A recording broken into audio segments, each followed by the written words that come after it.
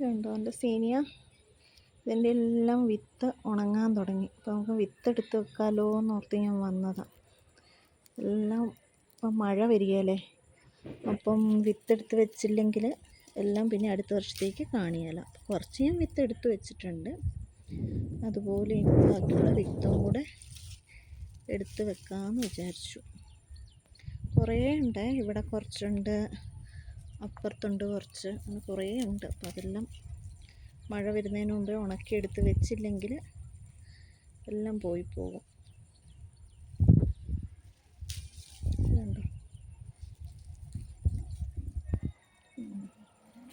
ഇതെല്ലാം double പെറ്റലാണ്. Red വലിയ വലിപ്പത്തിലുള്ള പൂ ഉണ്ടാവും. ആദ്യം നല്ല വലിപ്പമുള്ള പൂക്കളായിരുന്നു. ഇപ്പോഴാണ് പൂവിൻ്റെ വലിപ്പം കുറഞ്ഞു തുടങ്ങിയത്. ചെടി പോവാനായി, കുറേ ആയില്ലേ. ഇത് ഫുൾ റെഡാണ്. ഇവിടെയുണ്ട് കുറച്ച്. ഇത് പിങ്കാണ്. വിത്ത് വീണ് കുറേ പൂക്കൾ അവിടെ ഇവിടെയൊക്കെ ചെടികളായിട്ടുണ്ട്. ഞാൻ കുറേ എടുത്ത് വെച്ചു. എല്ലാം എടുത്ത് ഇനി ഉണക്കി വെക്കണം. വെയിൽ കിട്ടുന്ന സമയം നോക്കിയിട്ട് ഇതെല്ലാം എടുത്ത് വെക്കണം. ഇതൊക്കെ ഉണങ്ങാറായി. ഇവിടെയൊക്കെ ഉണ്ട്, ഇതൊക്കെ ഉണങ്ങാറായി. ഇത് ഞാൻ അപ്പുറത്തുനിന്ന് പറിച്ചതാണേ. ഇനി ഇവിടെയുണ്ട്, കുറേ ഉണ്ട്. ഇവിടെ ഇങ്ങനെ ഇത് വിത്ത് വീണ് തന്നെ കിളുത്ത്. ഇവിടെ കുറച്ച് പഴയ ചെടികളുണ്ടായിരുന്നു, അതിൻ്റെ വിത്ത് വീണിട്ട് ഇവിടെ മുളച്ചതാണ് ഇതെല്ലാം. ഇത് പല കളറും ഉണ്ട് ഇവിടെ,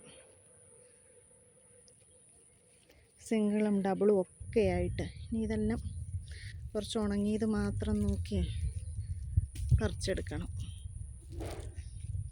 കുറേയെല്ലാം മഴയത്ത് നനഞ്ഞു പോയി.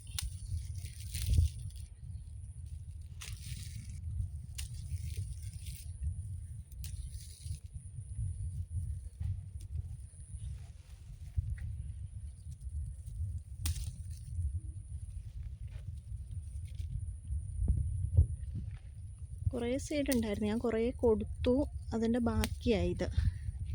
ഇനി ഇത് വൃത്തിയാക്കിയെടുത്ത് സെയിലിനിടണം. കുറേ കൊടുത്തതാണിത്.